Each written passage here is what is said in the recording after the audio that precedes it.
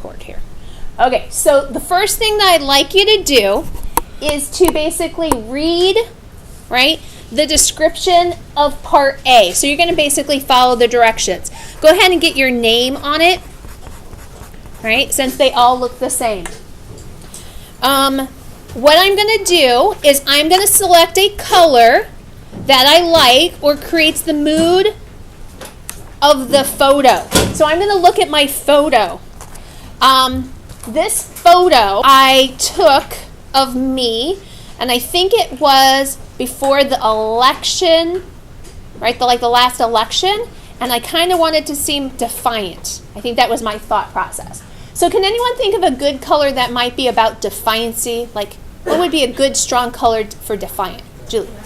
Red. And that, I think, is actually what I chose. I know it. I did, right? Red, right? So I'm going to write in red. You guys can put like an R over here on the side just so that you have an example. I would suggest that you do this as an example and then put your information on the right side. Okay? And I'll talk about what you will want to do differently if you change your mind. Okay? So I chose red because it's defiant, right? And it's strong. And that's how I want to portray myself. So this is going to take you a little while to kind of maybe think through. So feel free to use the resources that you have, that handout. You can look at these posters that I have in the 2 locations. But also this information is on Canvas for you too, right? So I've got the presentation for you. And it's under selecting color. Okay? Then what I'm going to do is I'm going to run the color from question number 1 through the color schemes.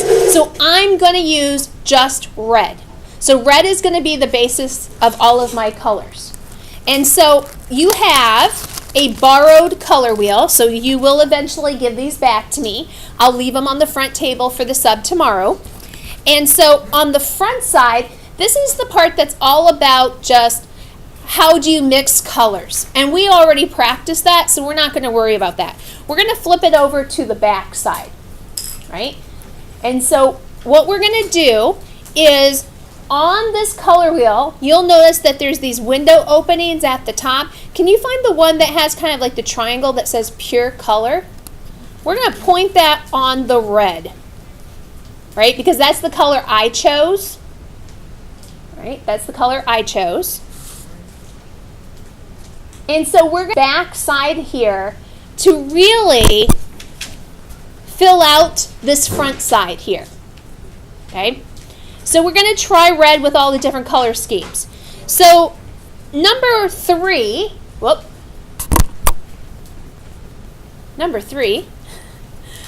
says monochromatic. Monochromatic would be what with red? Red. Mono means 1, so it would just be red. That's all it would be. So on my worksheet, I'm putting an R for red. I could, right, and I would probably suggest that you do this, do swatches of reds. So you can grab your oil pastels. You don't have to do this on the right side with me because you're going to probably choose a different color than red, right? But I'm going to look, and I'm going to say, okay, for reds, I have white, I've got pink, because pink is a tint of red. I've got red, and then I can darken red, like let's say with black, right? I might be able to find something else to do. So what I'm going to do is I'm going to say, okay, maybe I put a little bit of pink down. Maybe I make it lighter pink by adding white to it. I do red, and maybe I do dark red.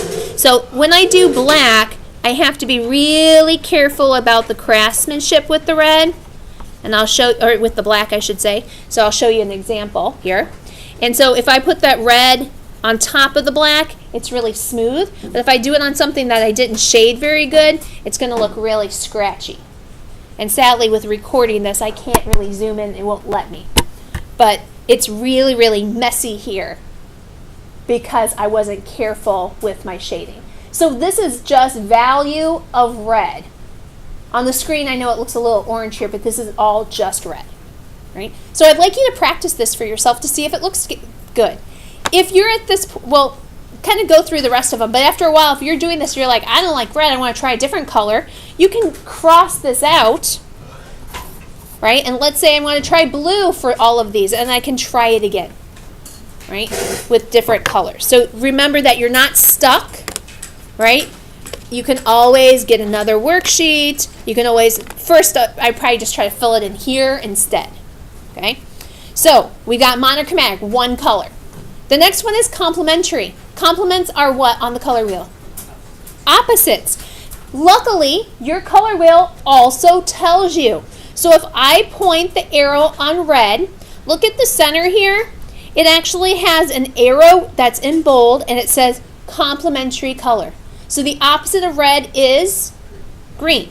So what I would use for my whole portrait is just red and green. And you can then go in and do swatches as well. So I could say, okay, I'm going to do, once again, a value range of red. So I get kind of a true feeling of what it's going to look like. I kind of skipped it in between there. Meant to do the red by its, or the pink by itself. Right? And I could do even like a value scale if I really wanted to get fancy. But you don't have to do a value scale. Okay? And then, of course, with greens, well, what would it look like if I used the greens? Now, the one thing you want to be careful of is that sometimes the colors in the set aren't really very good, like, to mix. So, like, this one's actually called gray-green. I don't know why it's included in the set.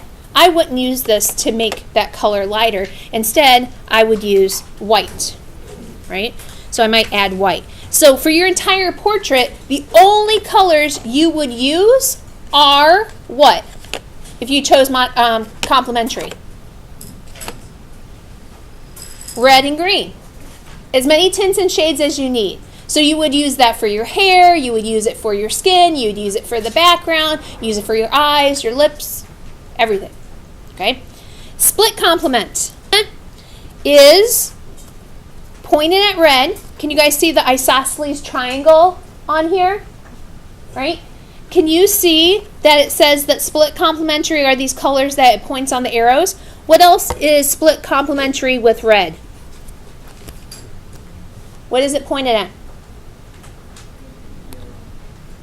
What is this? Green. And what other color? It says it here. Yellow, not yellow. Yellow green. Right? So you would make swatches of what those would look like. I don't have blue-green in my set. I can make it, but also I have these colors for you right here. Right? So they're not all the same, so you have to pay attention to which ones you take. I've got different blue-greens and greens, like I got some dark greens. I got some different red violets. I got some better violets and some blue violets, and I even have some extra whites, because I know some of us are eventually going to need it. And I've got more stored away that we can use if you need it. So don't feel like even if you love blue-green that you have to mix it, because I know that's real tedious. Feel free to borrow one of mine. Okay? I'm not going to bother to do that sample because I want to give you time to ask questions as we go through this. Okay? So analogous. Analogous means what? Analogous means what?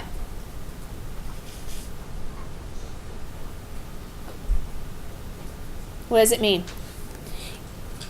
In this microscopic language over here, right?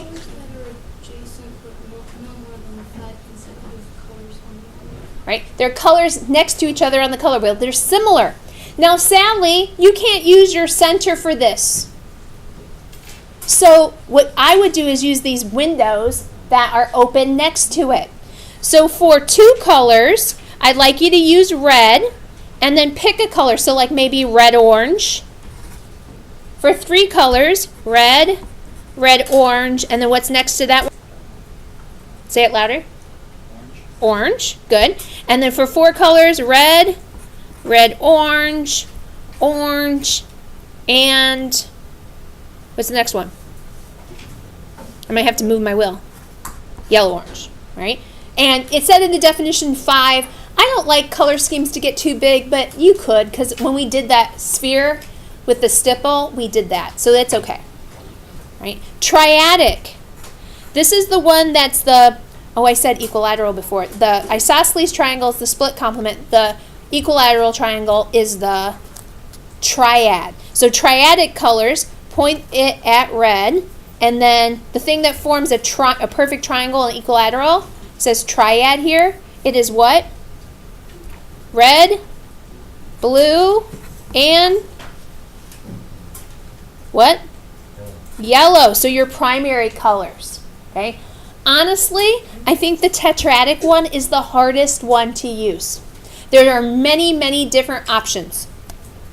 There are 2 rectangles. One's a square and one's a rectangle. And you just pick one of them and you point the corner, so I'm using the square, pointing the corner on the red, and it's 2 pairs of opposites. So for my example, it's red and green, and then it's, on this dark gray, it's yellow-orange and blue-violet, which is another pair of opposites, right? But if I change what corner, it's going to be always green, but it's going to be another set of complements. So this time it's, with the rectangle, it's orange and blue, right? So it's up to you on how you use it, right? But you want it, it's basically going to give you 2 cool colors, 2 warm colors. So it's going to have contrast. Once you have that done and you've made nice swatches of your color, if you're happy with them, you're going to pick your favorite one. So I have done that already. I said I was going to go with analogous colors, and I was going to use red, red-orange, orange, and yellow-orange. And those are the only colors that I'm going to use for my whole picture. Okay? So on the back side here, I made swatches for the different parts. So I have my portrait out, and I'm looking at how am I going to, or look, what color do I want to use for my face when I'm only using yellow, orange, orange, red, orange, and red, right? Red was my start color. What colors am I going to use? I decided that I was going to use all of the colors for my face. And then I was going to use just like reds for my eyes, and my mouth is slightly darker than my skin. Notice that on this photo, my hair is darker than my skin. This is not the time, if you're a person who has black hair or super dark hair, to make your hair yellow. It's not going to look like you, because yellow is too light of a color. So you want to pick a color that will get dark if you need it, right? So my hair is pretty dark in the photo. So notice that the range of my hair is darker than the range on my mouth, which is darker than the range on my skin. So I'm trying to figure out what those look like. And if I don't like them, I cross it out and I can try it again. There's tons of room on the side here.